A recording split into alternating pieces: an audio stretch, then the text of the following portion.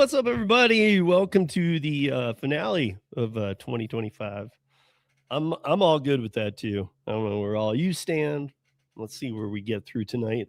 Um, Normally, for the last episode, ever since I started the YouTube part of the podcasting, anyway, not just the audio, but I usually am joined by somebody else. This is the first year I'm doing it on my own. It all started in the first year with, if you guys remember, Courier, Ron. Great guy. He lives here in Denver too. He was on with me. He's been on many times, but and then every year I've had somebody on each of the last episodes. But today you just get me. So a few things before we get into some stuff here. What's up, Traveler? What's up, Bubba Sue? What's up, Derek? And what's up, Brian? Brian, you changed your handle and you changed it to a numbered one. Why'd you let them trans stamp you with a YouTube stamp if you changed it anyway from Have It Your Way? Maybe it's another account. I don't know. But I will say this. So I want to explain why I'm doing this because, first of all, it's going to, I want to thank all of the YouTube channel members. Some things are changing in the new year, and there's going to be more drops on YouTube that will be YouTube oriented. I'm very oriented to the platform in the coming year. Podbean will collect all of it, as will Patreon. And I'll be discussing this as we move on here just a little bit in the beginning, then we'll get into some topics. But I want to say this, for all the YouTube channel members, thank you so much. I am ending the channel memberships because a few things happened. I do think that I had 650 plus member only videos. I've been moving all the ones over to Patreon so that you can see them for free on Patreon. And if, again, I'm going to put it up here while I'm talking about this just here in the beginning. But that, if you sign up for this Patreon, you can sign up as long as you do it before January 1st, which is Thursday. So in the next 3 days, sign up for this and you will have free access to what is members stuff here on YouTube. Members, you don't need to do anything. I'm ending it, so it will end it for you. Don't take that as a bad thing. Here's what happened. First of all, again, I appreciate every one of you. But the channel will remain monetized. I also believe in that. I put out content that I think is worth watching. Monetization, at a certain level, they're going to put commercials on the front end anyway. So I'm not like making it every 2 minutes or anything, but if the 13 has a commercial in the middle and you can skip it after so many seconds, and if you're a YouTube, whatever it is, I'm not, but elite, whatever, YouTube member, whatever, you don't see the commercials anyway. But I'm taking away the channel memberships because the reason that I was primarily started doing them and do them is because if I was doing like ride-alongs that were like 6-7 hours, I didn't want those being in one of the primary reasons was I didn't want those being in my videos that people would find on my channel. Well, things have actually taken another turn for the worse, and I've verified this with YouTube. And if you ever want to verify things with YouTube, go on to Twitter and look up the YouTube handle, or if you're a creator, look up YouTube creators at YouTube creators on Twitter. They will get back to you like within hours with real answers. And so I wanted to know this, and I wanted to know if they were going to change it. And there's no plan to change it. They like the change that they just recently made. Well, somebody had pointed it out to me and I wanted to mention it. So now YouTube is very much about channel memberships. Before it was like a secondary thing for them. So what they're doing now is if I drop 13 minutes or 13 minutes and you like watching 13 minutes, but you come on here and you see in my feed, most likely, if they know you like my channel, you would see a members only video before you would see the 13 that I just dropped, because they want you to be a member knowing that you like my stuff. So they're putting other things in front. So they'll put like a 7-hour ride along in front of a 13 that I drop. So it's slowing that. And really, I want to get the information out on all the platforms. That's the main part of it. The monetization part, if you guys know, you know. I mean, that's really, it ain't paying no bills. It ain't, I mean, maybe it helps with a little equipment here or there, or, a little something, but it's not what you guys think. It's changed many times over the years, but yeah, so they're putting that in front. They also did something without asking me. I don't know if I went and looked for the email. I didn't see it, but somebody again pointed this out. I had Gary Middleton look for me, and I said, "Is this right? Get on your two devices," and he did, and he looked on an Android and on an iPhone, and I said, "Somebody told me that it's not $2.99 for a membership anymore. It's $3.99 on iPhone, but it's $2.99 on Android." He checked on both, and he said that is true. He said that is very weird because I only set it up as a $2.99 thing. So YouTube decided that Android people would pay $2.99, but iPhones would pay $3.99. But I'd never got any word about it. These are not things that impress me. It's not the type of thing that I want to do. So I want the content I am going to be putting out, especially in the new year, because instead of chopping up roundtables, now that we've kind of passed at least, no matter what happens in the new year with some other things, and I'll announce that in the new year, some other things I'm going to be doing, but I don't want channel member videos that are 7 hours long getting in the way of you seeing the 13s that I'm going to drop, because I'm going to try and drop 2 13s a week. That's really what you're going to see for videos. And then you'll get the whatever I'm doing on Thursday, and you'll get the podcast too. So I'm looking at a way of streamlining it all. I'm not going to get into breaking it down yet because I'm close, but I haven't mastered a couple things that need to be dialed. But at the same time, I just wanted to let you know that if you are a channel member, I appreciate you. So if you see it go away, no worries. Again, right here, I need everybody. This is free. If you sign up for Patreon, Rideshare Rodeo Podcast, I might put tiers in it down the road. Okay, but there will be free access. If you get in before January 1st, you will have free access to everything for life. So, because if I do a 7-hour ride along, I'll make it unlisted on YouTube after I'm done. And then then I can do that unlisted video over there and I can post it. So some people still like to watch some of the things. There's some things that I might put up from Podbean that gets not a flag that where I'm in trouble, but it gets a somewhat flag that like, hey, what about this content? And instead of because you can always trim out stuff and whatever, but instead of doing that, I can just make it unlisted because it's not a strike, but it's just something I don't want out there. But it's not a strike, but I can put that over to Patreon. So again, Patreon's free. It has a free option, and it doesn't even have a dollar option yet. That's why I'm saying before the new year, get in there. Because I might have other things I'm going to be doing tied through there too, because everybody says keep your YouTube channels separate. I do. One of the ones that I'm working on now, big, is the snowboard one. So I don't know. All of that comes together. But if you are a member and you see that your membership went away, you didn't do anything wrong. I canceled it because I don't like the way that YouTube is doing it. So again, thank you everybody for being a channel member. And I really do want to see you over there, because I might even do things on Patreon like I do on Podbean, because like Podbean, Patreon doesn't have, right? I mean, obviously, harm to others, things like that you can't do anywhere, but they're unrestricted too. YouTube is a very restricted place. You guys need to know that. So I'll plug also with Podbean. Get to Podbean, download Podbean. It's free. And that's where everything ends up. Everything ends up there. And in the new year, 13 will too, because 13 is going to have 2 drops on YouTube. Even though you guys like them here, they're going to be over there too. So Podbean has everything. So, I've noticed quite a few. Hold on, let me get this banner down. What's up, Torp? Let me see this. I've noticed a few creators are doing this. Must be.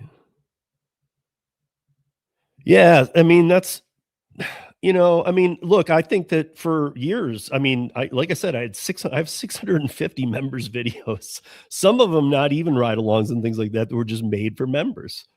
But even a couple members lives, I'll do those on Patreon. I'm not going to do that for YouTube and let YouTube decide what, like, oh, you like Rideshare Rodeo? Here's his 7-hour ride-along video, and it comes up in their home feed, but not 13. I want them to see 13, not the 7-hour video. And they've never done that before, but YouTube's pushing it out. And so there it goes. Bye-bye. Again, I have a son, all this. I mean, like the income from YouTube for me isn't what I'm doing. And again, those that know me, we got a lot of work between now and November, and a lot of it gets political here in the new year. So everything will be broke down, but there's going to be 2 13s a week, might even be more. When I have a topic, I'm not going to be waiting till Saturday to drop 13. It's just going to drop.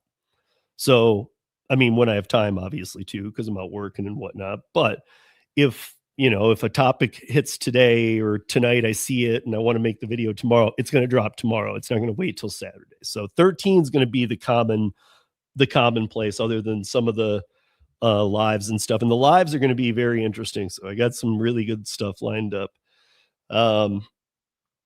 So that's 13 that I covered, and that's that. Okay, I want to get into this. This story is super interesting, and the way that the article's titled, they didn't think that I don't think anybody thought I'd be looking into it for the reasons I was. Like, what I extracted from this isn't what the title so much gets from it. But the cheapest food delivery app isn't the same everywhere. We kind of know this kind of thing. We see articles like this come up, but there was some interesting things in this that solidify things that we talk about here all the time. So NetCredit ran this, all 50 states, who uses what app the most. We've seen these kind of studies before, no big deal. But let me get to so DoorDash, Uber Eats, Grubhub, which is actually cheaper? The answer is annoying but useful. It depends on where you live. So, but here's the issue. So when they ran this study, they actually found and discuss what most people won't discuss, what most articles won't discuss, because this is a taboo topic. Because if DoorDash, Uber Eats, or Grubhub or whoever supports the newspaper, the editor won't let a story like this fly. A lot more stories like this. Waymo's a perfect example. Waymo's been having a lot of stories fly with investor publications that they give a lot of money to, going, whoa, dude, stop running those. But they can't stop running the bad stories because they're that bad. But this thing got done. And so they compared DoorDash, Grubhub, Uber Eats in America's 100 most populous cities, plus the 5 largest cities in each state in case they didn't make the populous. So each state was represented. So then it priced a fixed list of popular items, from Subway, McDonald's, Pizza Hut, KFC, Popeyes, Burger King, and Taco Bell. If a restaurant didn't have prices for all three, or for all the items, it was excluded. If a chain didn't have those items across all 3 delivery services, it was excluded as well. So I'm making the framework here that you guys know that this one actually had some standards. Normally these wouldn't, and they would just go on. So let's see. So then there's a map about, the most affordable, but then here's where it gets a little interesting. Grubhub was the most affordable option in 24 states. I don't know. I find that pretty interesting, including Florida and New York, while DoorDash and Uber Eats were the cheapest in 13 states each. So 13 DoorDash, 13 Uber Eats, 24 Grubhub. Only the major city front DoorDash, DoorDash has the foothold in LA, San Francisco, and Seattle. And those are always the West Coast ones that are used. But even within the same state, the winner can flip. So the study found that while DoorDash was the cheapest overall in California, San Diego bucks the trend with Grubhub. And San Jose completely flips the script with Uber Eats. So I just said California is overall DoorDash, but San Jose is Silicon Valley. So it really doesn't matter anymore. But um, and NYC found Grubhub was about 8.4 to 12.4% cheaper than DoorDash and Uber Eats overall. And then he's joking here in the article about, which would have helped last night when I ordered a $38 burrito.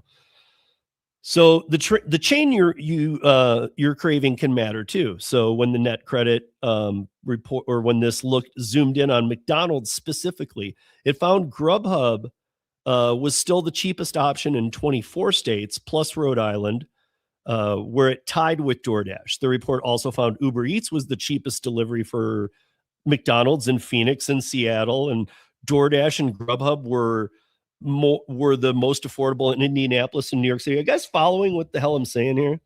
Because you don't need to be on every detail writing it down, but if you're noticing something, we're not seeing that DoorDash across the board in all 50 states or even close to it is 4% cheaper. Again, it goes to the dynamic versus a static price, but now we know it's market to market. And this is where it gets nasty, because this is where the companies really focus in and go, people in this city are not as wealthy as this city. And that's where the companies split off a little bit in their pricing. So not only is it dynamic, it's, as we've always thought, it's also based on how much you earn. But this study also flips and shows some cities where people don't earn a lot were willing to pay a lot for delivery. So the delivery price went up there. You guys, this is scumbaggery. This is exactly what I'm talking about when I say scumbaggery, because they are literally dissecting, well, this guy can't afford this, but he pays it. Okay, raise it up a little. All of them. And they're all talking about what are the cheapest menu prices. If we're just talking about McDonald's across the board, why the hell? Like, let's just say this.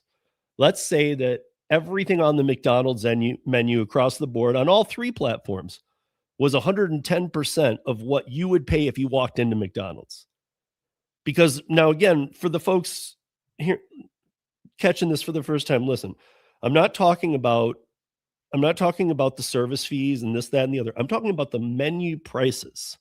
So if I open all three apps, if I open DoorDash, if I open Uber Eats, if I open Grubhub, it's not as easy as that. And it shouldn't be 110%. It should be 100. It should be what it is in the restaurant, and then add the fees you want. Show people. That's called transparency. But the fact that even the apps don't use the same inflated prices. So they really are just scamming and scamming and scamming all day long. Because if they're saying, well, a cheeseburger at McDonald's on DoorDash is $4, a cheeseburger at McDonald's on Uber Eats is $3, and a cheeseburger from McDonald's on Grubhub is $7. Like, those are exaggerated points, but I'm just saying, like, why? Because there's still the service fees and all that are what should really define if your business is cheaper than the other delivery services. Because with that, now you've already skewed this entire study, because who cares? They're all playing with you can't look at the service fee, you can't look at this, but this one actually dove into these a little bit, and I liked that. So,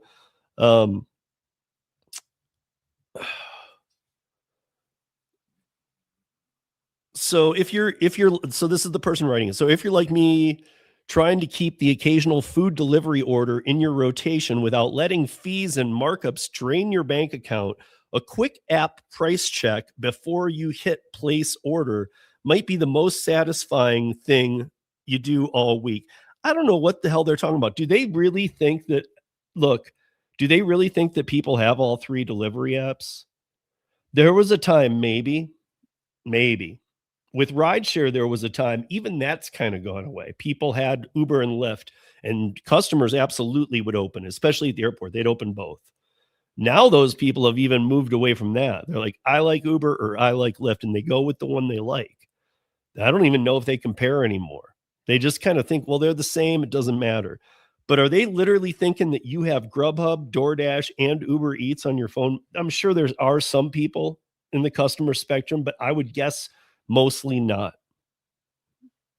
most people aren't going to say, you know what, I want to try Uber Eats, so I'm going to download all three because I'm sure that we'll need all three to be able to order. No, you learn one, you use the one. That's just kind of the mindset. But to know that like there's articles out there like this coming out now, these, by the way, these didn't used to come out. These findings would have been buried by the editor and said, you can't run that. You can't run that story on this report on what you did here.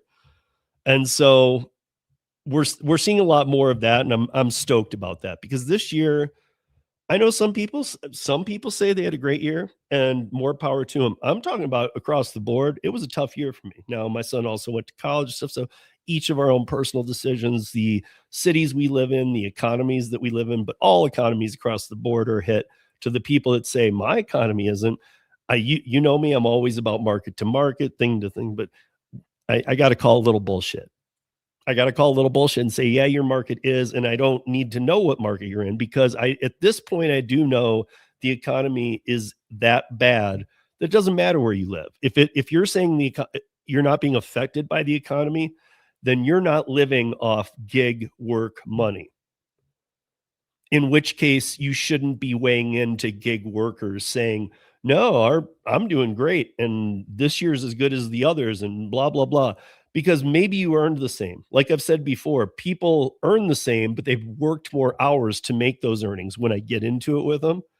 But I challenge anybody that, listen, if you're saying that the price of life isn't up where you are this year, I'm calling bullshit. And I don't always do it, guys, but I'm calling bullshit because there is no way that things are even close to the same as they were a year ago for you. The economy is that bad. I mean, they haven't wanted to say it for years because it's not recent, but for almost well over getting close up on 2 years, I think I can honestly say that I think we've even been in what everybody knows to be a recession. They just don't want to say it. But the jobs report that we talked about when I had Jason and Larry on the last podcast, I mean, and the jobs disappearing out of the W-2 space and all this, and the number of gig workers growing, it's crazy. So, yeah, I just don't believe that. I don't believe there's a single place. I know some place, here's what I would say. I know some places are hit much harder than others. However, across the board, I talk to people everywhere in this country, across the board, people are hurting this year. Things cost more. Life is more expensive. So again, I never, this isn't about anybody's name. Okay. Really, because there's a few people. I think the words, in my opinion, and I don't have to do this on the audio podcast because on the audio podcast, people don't do this. But here on YouTube, I need to do this, especially as it's the last one of the year. I see Torp in here, and Torp has made a lot of videos about this as well. Listen, people need to say, in my opinion, or this, or that. They need to make things very clear to their audiences because there are a lot of people who talk so much shit on this platform that I don't even know how the people who watch them aren't insane already. What they say doesn't even make sense. I know that a lot of people have gone down a lot of different rabbit holes, so I'm not picking on everybody. But here's how I guess I would say it. Anybody that hears this right now and is getting mad, who has a YouTube channel, is exactly who I'm talking about. But the people who make videos on how to do specific things or problems they find on the apps, do it. It's entertainment. It's entertainment. This is an entertainment platform, but entertainment doesn't mean lying to people. And that needs to be distinguished because lying to your audience to make a couple bucks on a video, I don't even know what to tell you. I got no problem with people earning. I got no problem with people being on YouTube and earning. But I do have a problem if you're just doing it based on lies and you're not putting in much work and you don't know what you're talking about. In those cases, I do have a problem. Just saying. But there's several of those. I know people, different people jump into different people's heads, but there are several. And I just want to ask that in the new year, it won't be done, but I'm going to ask. Listen, guys, just be honest. I've even said, anybody, email me. My email's right here. It's right underneath there. Steve at ridesharerodeo.com. Any channel on YouTube, any podcast, whatever, email me, ask me a question. I don't care. I'll help you out. I'll send you the info of facts so that you do not gargle it in a way that you're spewing out a bunch of lies to people who are counting on you to, yeah, maybe entertain them, but also, I don't want to say necessarily tell them the truth, because that's what I've talked about before in the past, but at least don't lie to them. Don't lie to them anymore. The days of, things have changed. Things have changed on YouTube. And I'm gonna be honest, I'm glad to see it, because things weren't being projected honestly by a lot of people. And I'm sorry for that. I'm sorry to those of you who have suffered through this shit. I've reached out to everybody. And like I told you, though, I'm not telling people to come into the gig economy. I'm not telling them to get out. I'm here to help those who are in it understand it and navigate it as best they can in their market. That's all I'm here to do. I'm not here to like, oh, you should be in the gig economy. We all should. Let's do this. No, there's 28.5 million of us now. 20% of working adults are in the app-based gig economy, whether it be part-time or full-time, doesn't matter. They're in it. So if you line up 5 people random, one of them is doing gig work. That's a lot. There's no other career in the world or in the United States especially, that has that many people. But yeah, I just in 2026, obviously on YouTube especially, watch who you like. Be entertained on YouTube. But be careful if the entertainer is giving advice. And if it doesn't make sense to you, you're not the only one, and move on. Maybe you can't have that entertainment if they're going to lie on top of it. You can't. You got to have a level of honesty in there if you're going to be talking about this stuff at all. If it's just going to be entertainment, I guess the lies wouldn't be happening. But if lies happen so often, you're taking a group who are here for entertainment or for learning, and you're treating them the same, and that's not fair to the audiences.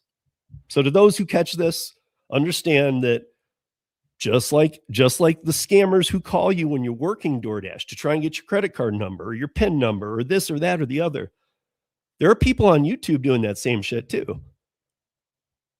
And don't think for a second that they're not. There are people who come onto YouTube, start a channel to scam you. And then there are people who came onto YouTube to do something good maybe, and along the way lost their way. And then there are people who make the same video every day. So the same video every day type thing. I know a lot of people don't like that. I don't watch them, but I don't have a problem with those people. They're not lying to you.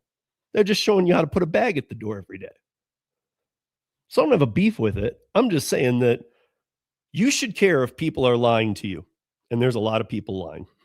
So, and if you ever listen, I don't see a lot of the channels that do the lying. That's why I'm only bringing this up on the end of year episode, because in 2026, I want you guys to know, with all the regulations and stuff coming, you need to be informed and not improperly.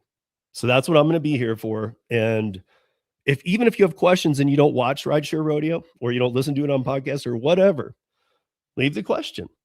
Hey, just try and not include the creator's name, because like I was saying, I have a lot of people that I have so blocked, I don't even see them anymore. They don't come up in my feed. I don't see anything of their videos, because there's a handful that I don't want to see. They're so bad that I would get as angry as a Torp does or somebody else. But hey man, what Torp is doing, and that's another thing that I wouldn't have thought that I would be here at the end of the year if you had asked me at the start of the year.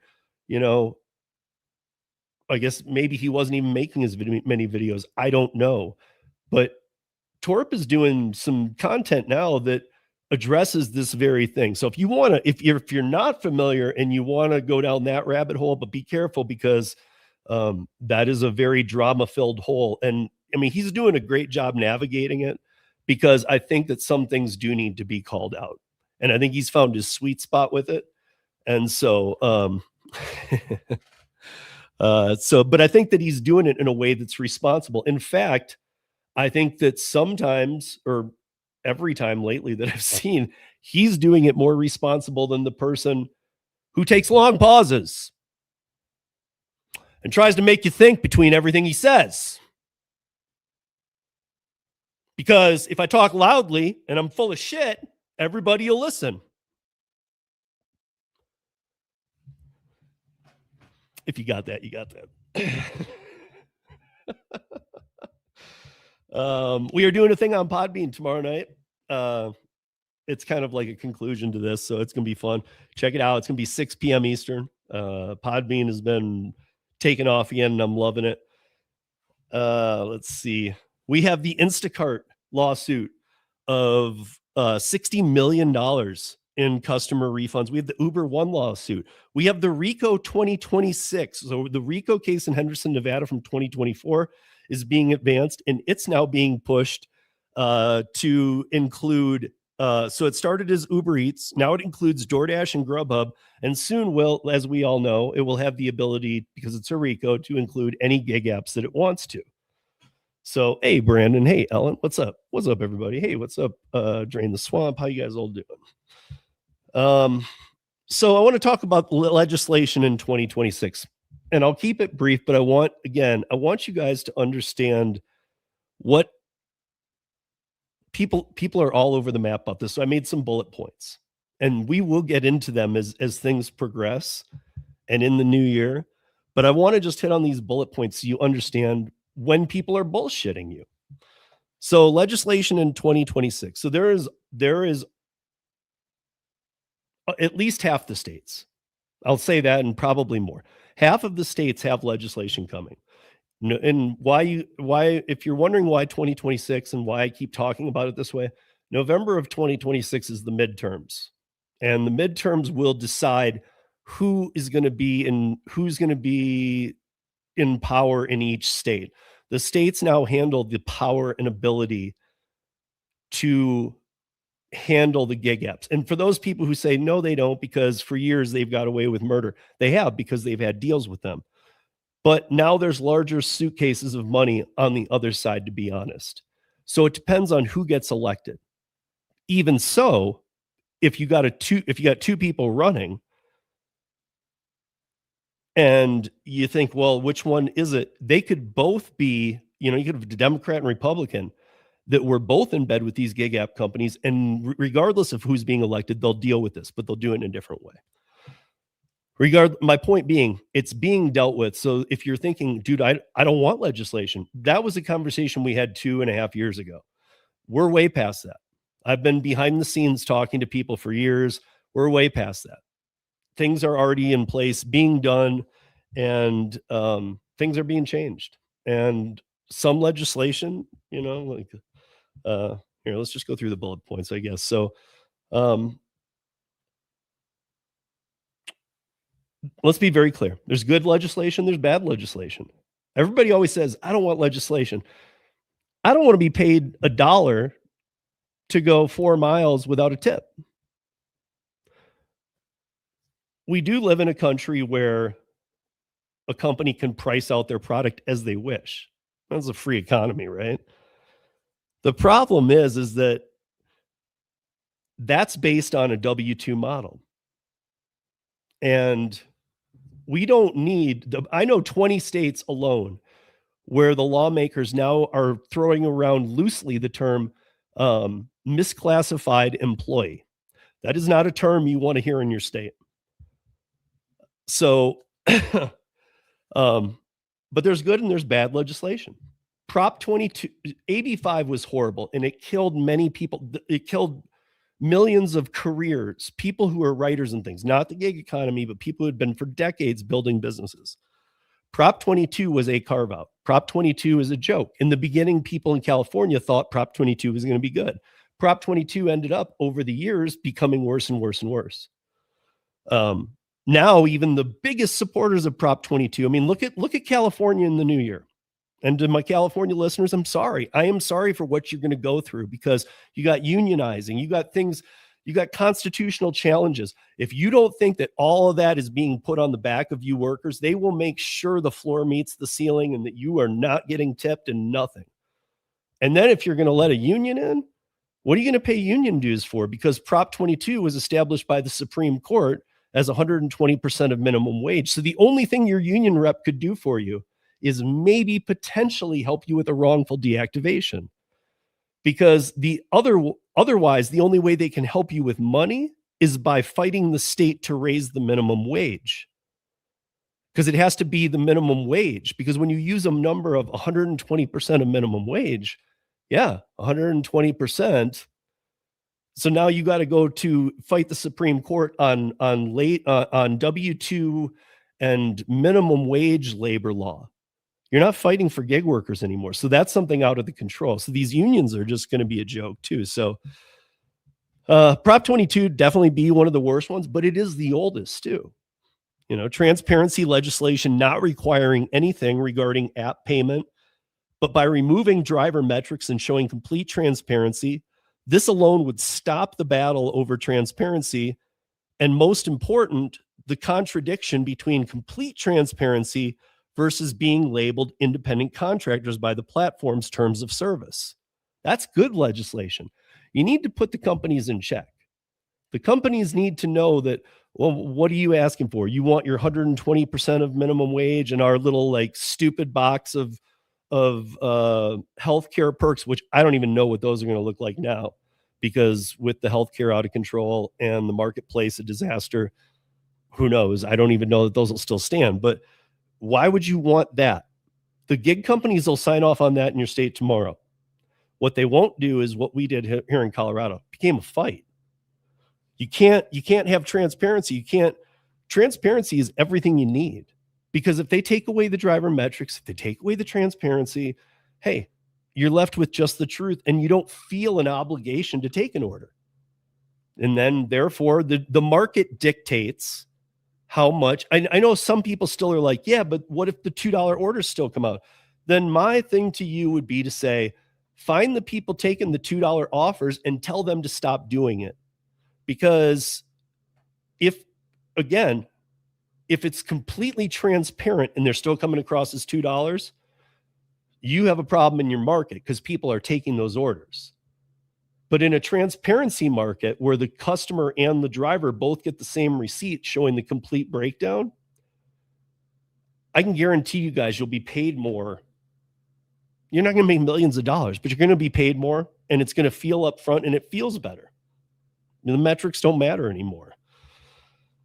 Any legislation that so that's a good one. Colorado's a good one. There's other states trying that. We're trying to get that introduced into other states. Any legislation that implements an hourly active time rate. First of all, you guys know, or if you don't, the term active time is made up. That is not a measurement of time.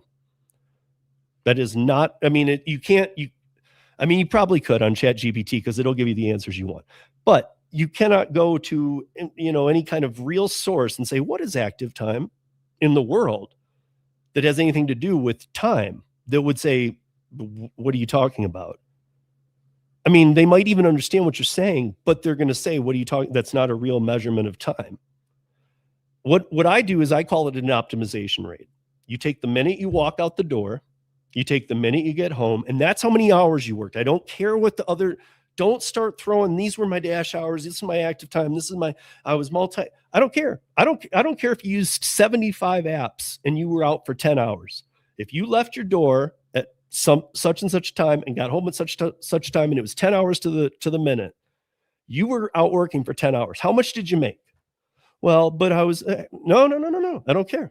And I don't care what you made on what app. How much did you make? How many miles did you put on your car? Those are the first two biggest questions. And that's your hourly. And you should just at least be aware of the miles you put on your car.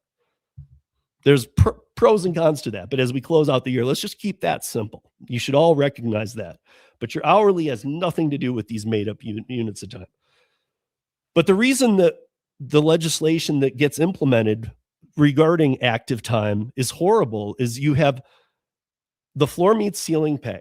So you have to bring up the drivers who pushed for that crap.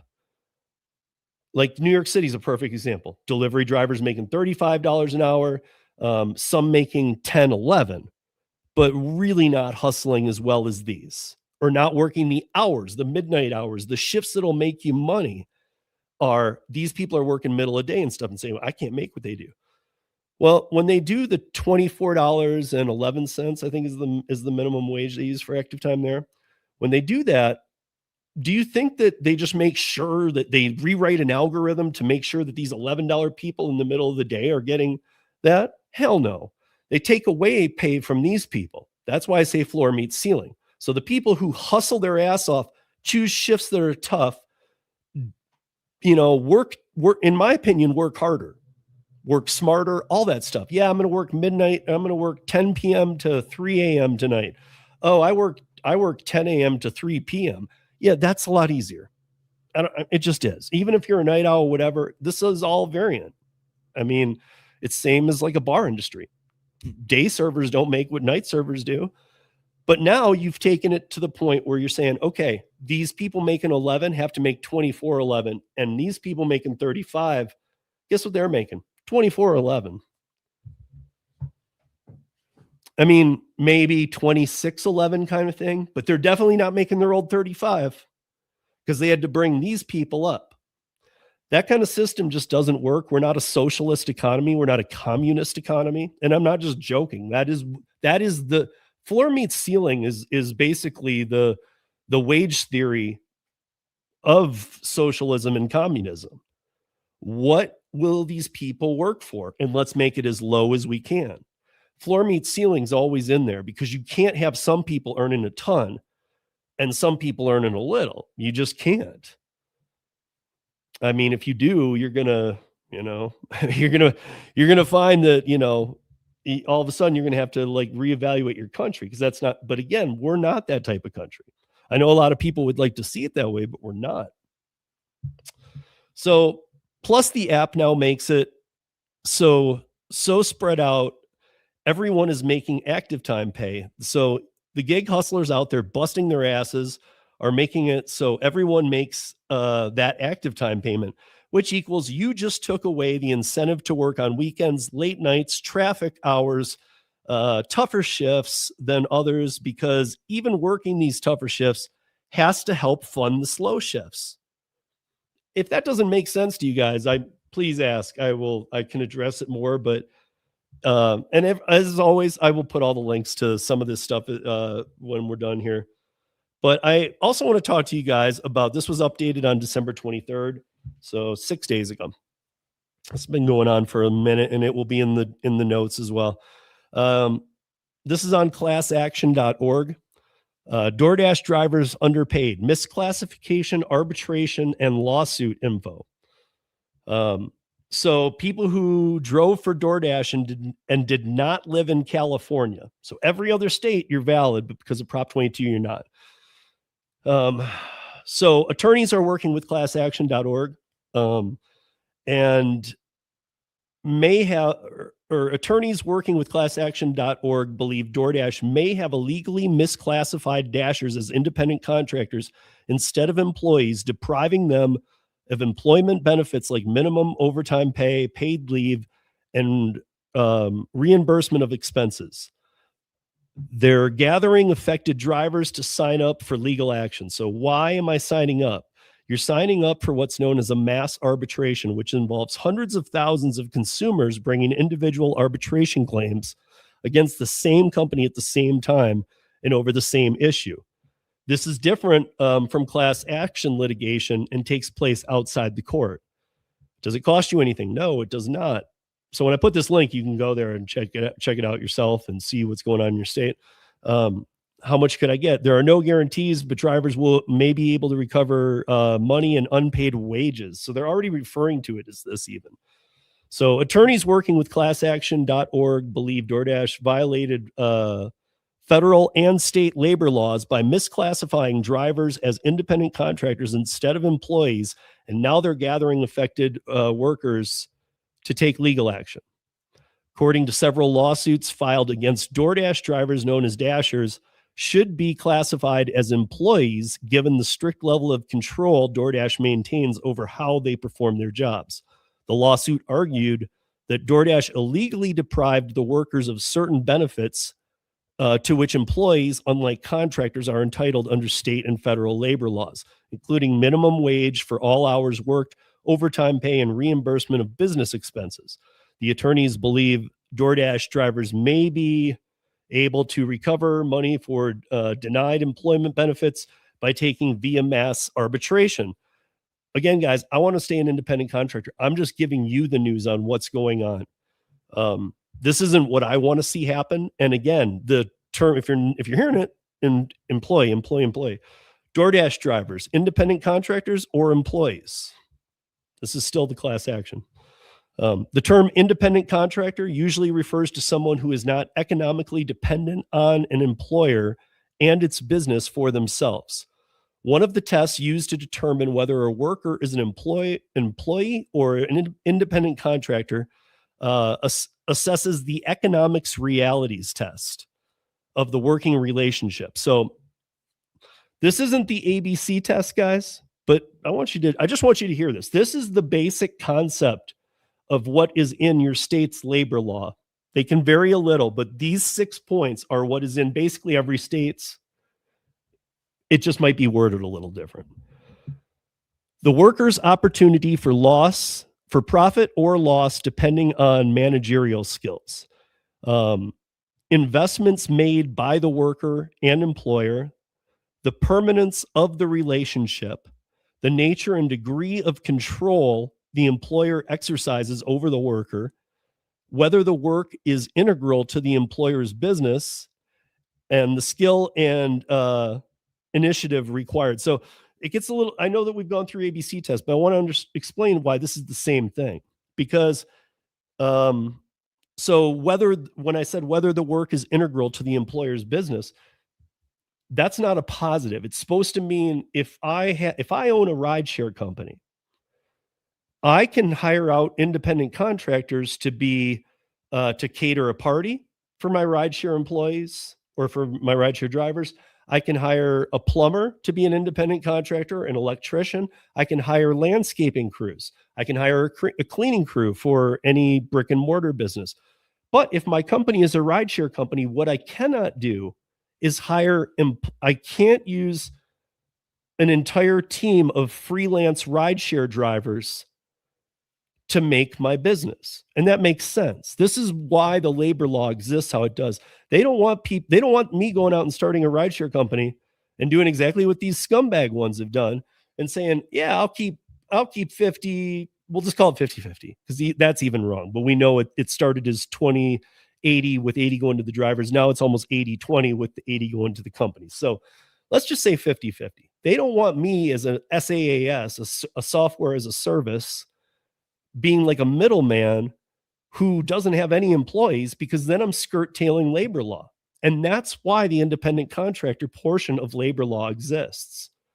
They want to make sure that companies aren't doing this. Well, now think about this. We have 28.5 million gig app workers in the country who potentially are misclassified. So for all of you who say, oh, DoorDash had to pay 10 million or Uber Eats had to pay 25 million in Seattle for 2 years of stealing tips, drop in the bucket. I got to say this. I'm really sick of the term drop in the bucket. There was a time, but these companies can't have drop in the buckets anymore. Their economics reality test is they have to not only can maintain what they've done, but they need to continue to show growth, or they will lose investors. They can't continue growth at this point. The growth has died. They literally can't charge customers anymore. I don't know what they're going to do. We know there's some viable options coming out there. So According to the IRS, a worker is not an independent contractor if the employer controls the details of how their work is performed. The general rule is that an individual is an independent contractor if the person for whom the services are performed has the right to control or direct only the result of the work and not what will be done and how it will be done. So this is just the IRS part. This isn't your state. This isn't labor law. This is IRS code also flagging in this class action. So it's saying that, like DoorDash has the right.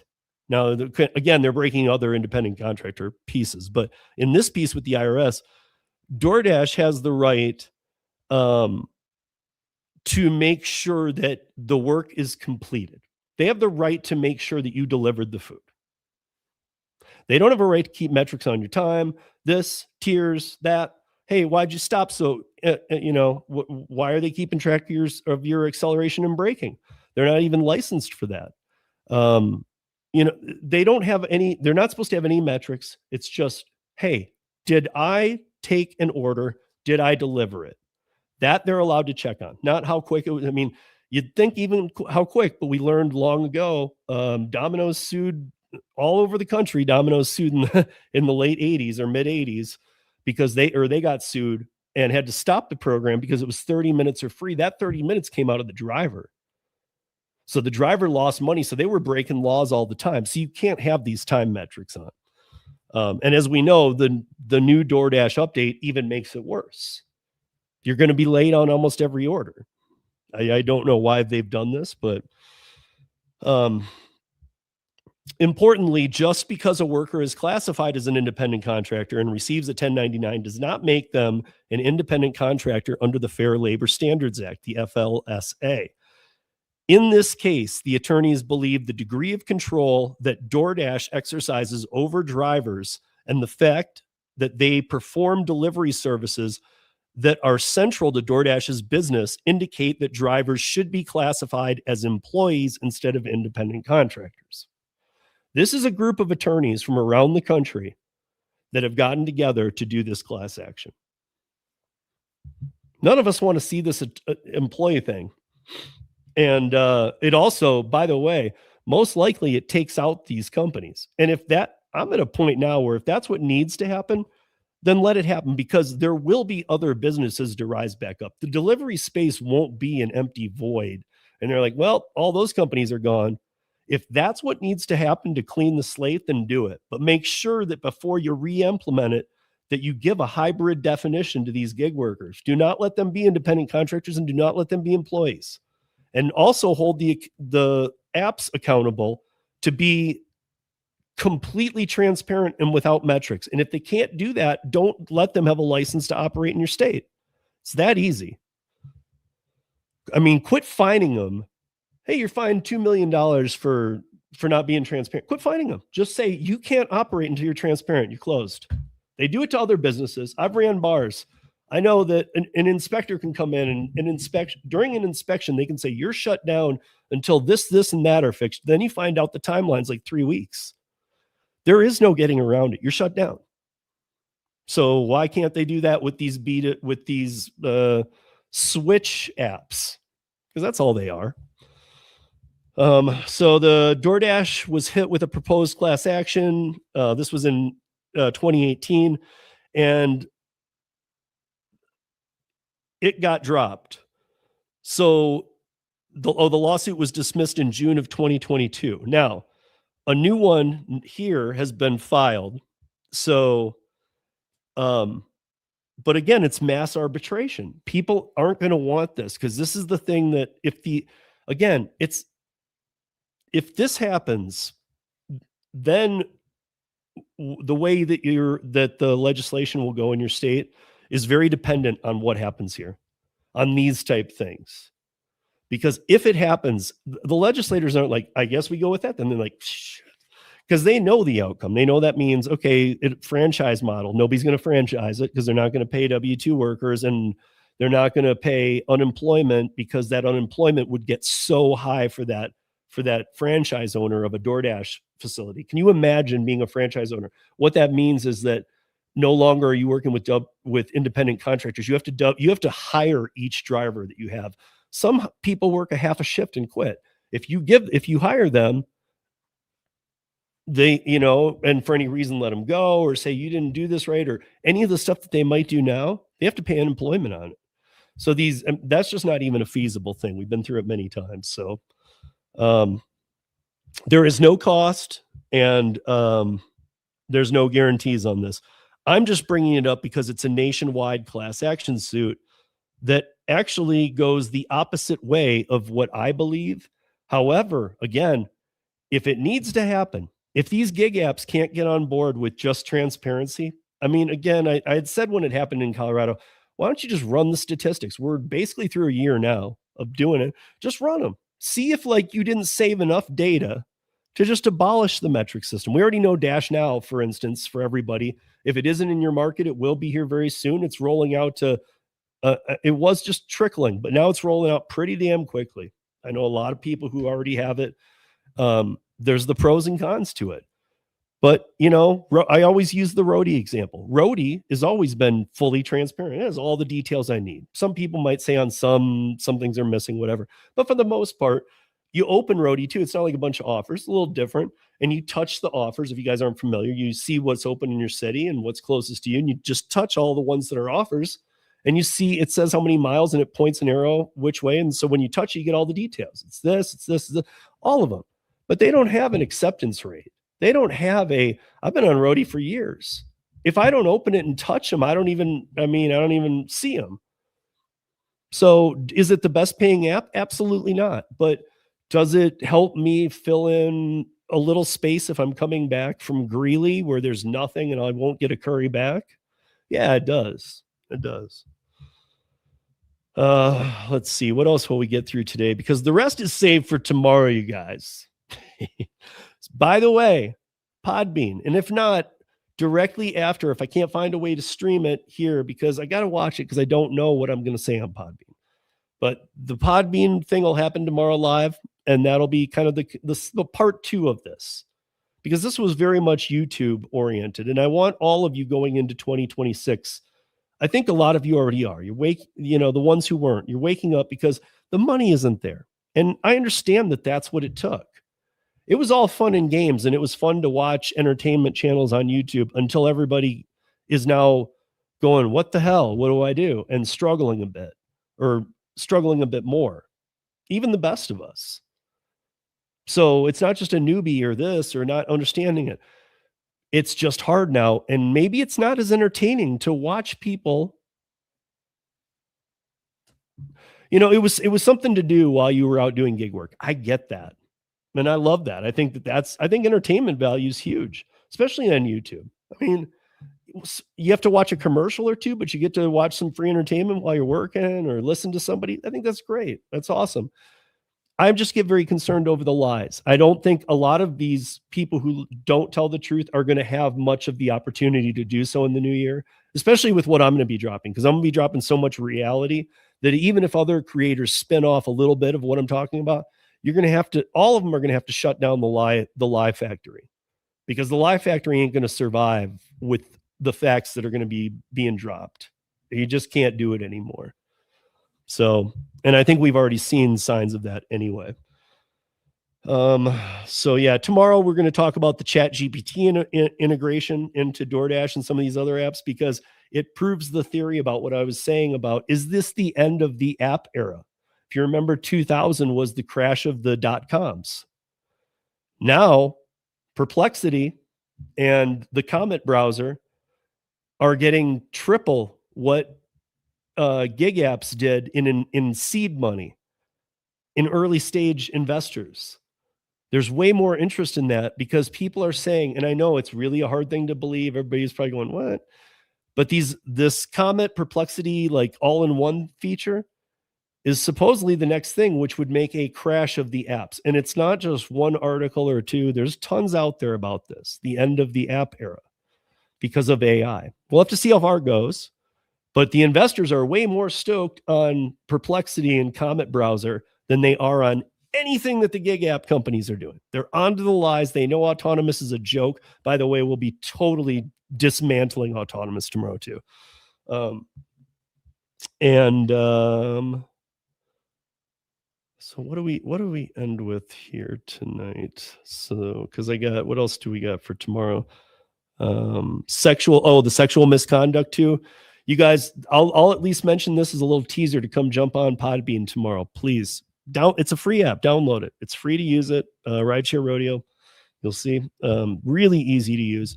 But Uber, and this again is in the New York Times, a big supporter of Uber. Normally would have to jump major hoops to be able to run a story like this.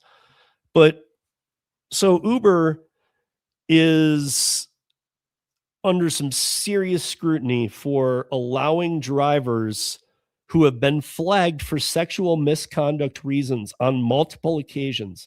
They have been flagged for allowing these people to drive after they know about that. It depends. I mean, again, it's like an algorithm. It's like, what kind of, were they convicted? Oh, they weren't. Well, it's like an algorithm. It's like, yeah, you got a C+. You can be a rideshare driver, even though you've been accused 3 times of being assaulting sexually other people. No wonder it keeps growing. But here's what I wanted to. So we're going to talk about that. We're going to talk about the women rides and Chat GPT integration. By the way, guys, don't drink and drive on New Year's. If you need to, by the way, Google your city and Uber or Lyft free rides. You might find an attorney's office. You might find a local police department. In almost every city, there's going to be a free ride home on New Year's Eve. So if you're out or if you want to go out for free, do it. I've worked enough New Year's doing rideshare where I know that these work. You can use these things. And sometimes the police station pays for your Uber rides because they don't want you out drunk driving. Take advantage of them. But here's what we're going to end it with today. So a DoorDash driver, this is a new scam. I think you guys will like this. Let's see. Do we have enough time? I think so. I think we can fit this in. Okay. So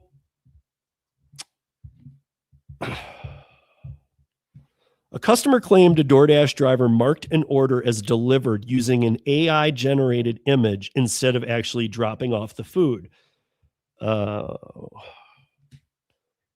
So the side by side, first of all, you're going to hear in this article that they uploaded the photo, and all of you are going to say what a lot of the people said. You can't upload a photo. You can. If you guys have seen the episode I did with Incognia Security, he was talking about how the layers on a jailbroke phone can have this kind of context in there. But here's how crazy this one was. It wasn't even done like in a way that would make sense because it involved spoofing and it involved slipping a pick in. But here's what happens. So the person gets the offer. The person accepts the offer, the driver, and within 5 minutes or some short time, he had already spoofed himself over to there. Once he picked up the order, he had spoofed himself to the drop off. So they're not watching the real time, but he didn't even drive there. He's all of a sudden he's showing up on their radars there because he's spoofing, but he also is able to upload an image through their system because it's the jailbroke phone. Again, we would have to have Incognia to go through this. I don't understand the full thing of it, but just to know people are out there doing this. So if you look on what would be, if you're looking at the screen, on the left is the real picture of the door. On the right with the bag is the AI generated one. So what the person was able to do was pick up the order and say, now, and they literally could still be in the restaurant. Then they spoof their location to the delivery address. And because DoorDash allows you can pull the last image dropped there at multiple locations, even if you can't and one hasn't been uploaded for that ability, it's still in the system. So certain AIs can get in there and do this. Certain code can get in there and do this. So they can pull up an old picture of the door that's another dasher took, remove the bag, and then add a bag for you, like what is here on the right. And it's not even that great of a job, but it was enough to pass the system. A bunch of people kept arguing about this. You can't do that. You can't do that. You can't spoof your location. You can't do that. You can't upload a picture. Well, I know that for all of us, we can't, but there's a lot of other people out there who can do this. I mean, when I had Incognia on, if you guys remember, when I was like, well, what? So the big problem are the people who have like 10 phones standing in the restaurant. And he goes, no, those aren't even the ones to worry about. The people to worry about are the single phone users who have 100 DoorDash accounts on one phone. Again, something all of us don't even understand. What do you mean? How do you have 100? Because it's a jailbroke phone. And once you go down that road, there are ways, just like bots, there are dark web type installations that you can do that you don't have to be the programmer, but where it's gonna do all these type services for you that are just shouldn't be done. DoorDash didn't catch the fact that the order was picked up in 2 minutes, delivered to 4.5 miles away, which was estimated at 20 minutes. Didn't even do that. It just accepted it as done because the location was spoofed and the delivery was made. I mean, again, if you understand the algorithms or how any of them work, I don't even understand DoorDash's, of course, none of us do. But if you understand the simplicity of being able to say, okay, he just picked it up, he shouldn't be there for 20 minutes. That should be an if then type statement. If he does, then reloop him. He can't be there yet. Those are simple type fixes. This is why glitches exist. This is why all the crap exists. So know that this is out there. When you see somebody with multiple phones, remember that what Incognia told us, they're not the biggest problem. The biggest problem are the people who have jailbroken phones and who are using something beyond even bots. So don't worry about it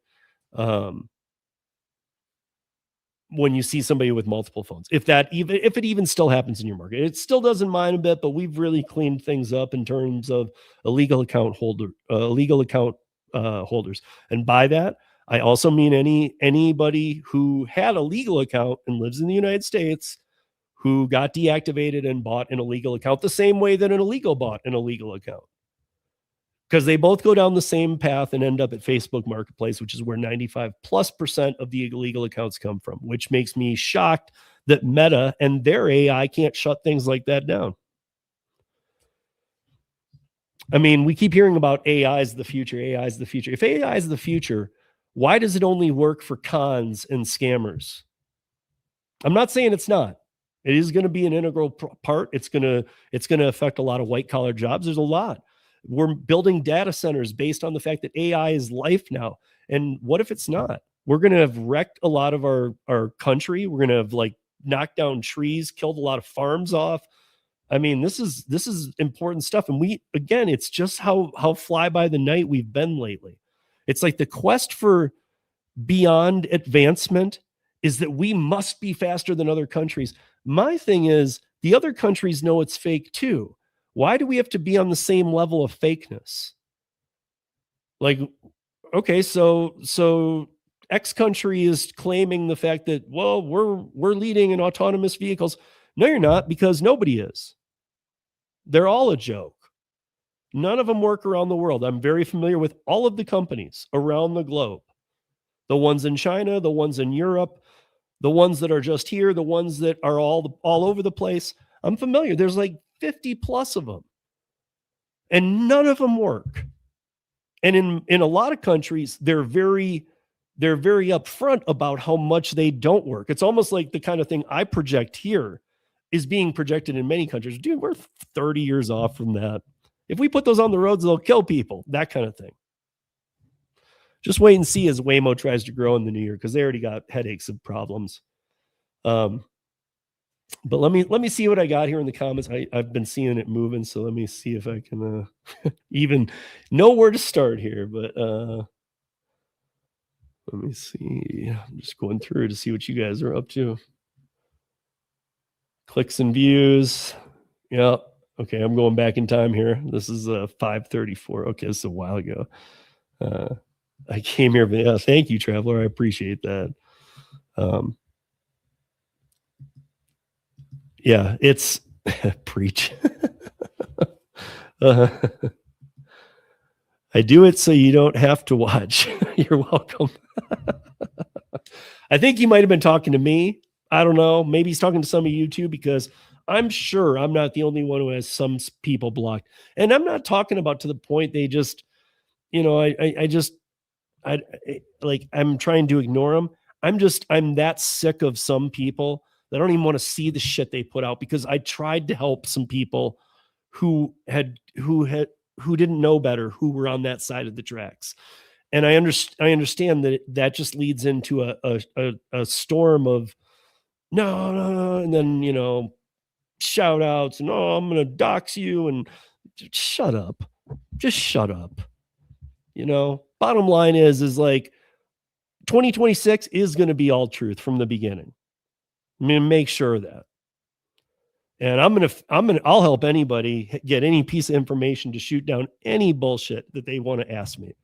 So if somebody emails me and says, hey, this says this, I'll email you back. So you'll even have a copy of my email to show the person, in case you want to, my response, because nobody ain't going up on no idiots panel. I can tell you that. But with that said, let's see what else. Hey, Kevin Hawthorne, how you doing?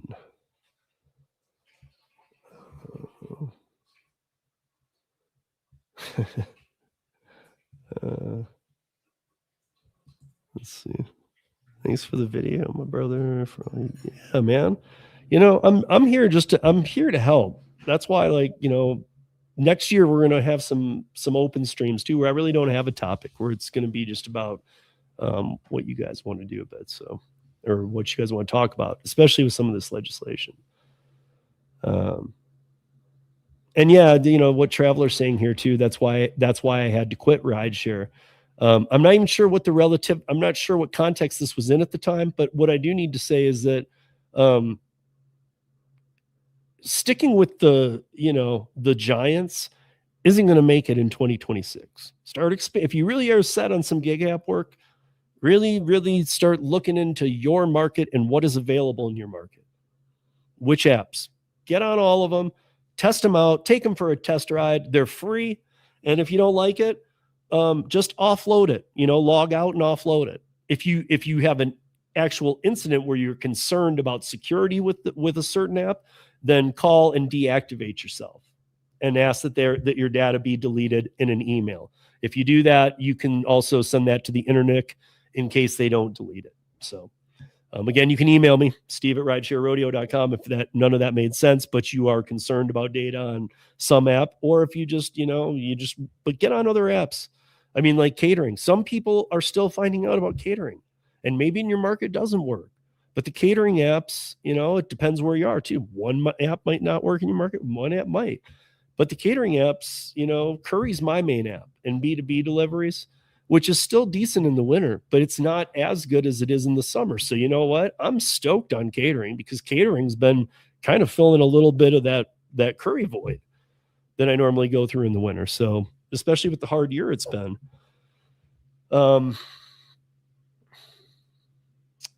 What is this? Grubhub market my account or marked my account for fraud.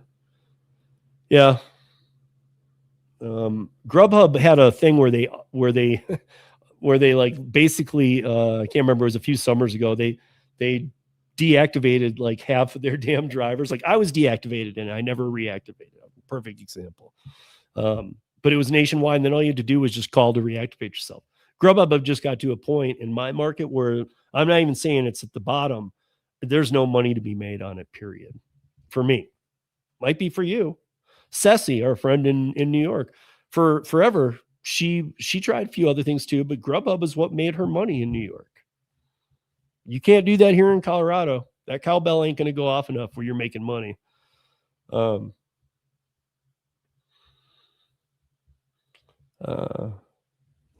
My fake is better than yours. I think that the bots are given to people from the gig companies. That's why the illegal. No, the bots are actually sold through Instagram people. I have I mean, not every, I'm sure there's tons, but all the biggest ones, I have all their names, handles. I've contacted a lot of them. I have the details on how the bots work. They're very expensive. In fact, to the point where I think you'd be shocked to learn how little you make once you've paid the bot. The bot is very expensive, especially like Instacart. Instacart's a perfect example. Instacart, you suck. And that's why you're getting sued for 60 million too, for deceptive practices, and expect more lawsuits in the new year because they have allowed bots since the beginning. And if they haven't allowed them technically, they haven't done a damn thing about them. Nothing. And that's, I mean, if you don't have an Instacart bot in Denver, you will not be able to do anything that makes you money on Instacart in Denver. There you go.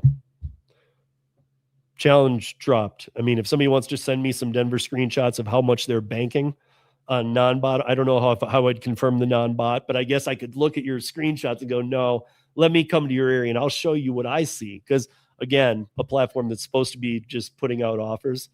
If the best ones are going to the bots and all that's left is $7 no tips for an hour and a half and 15 miles, you're not even doing charity work. You're spending money to do that delivery. Just stay the hell away from the bots. Plus, by the way, the bots need some human interaction. It's not as easy as just going, here's my payment and okay, send me orders.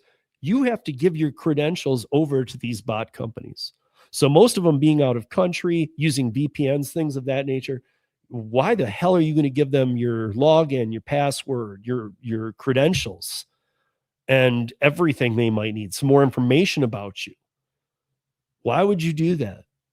This is an illegal operation being done illegally from another country that wants to access your account. Think about it, people.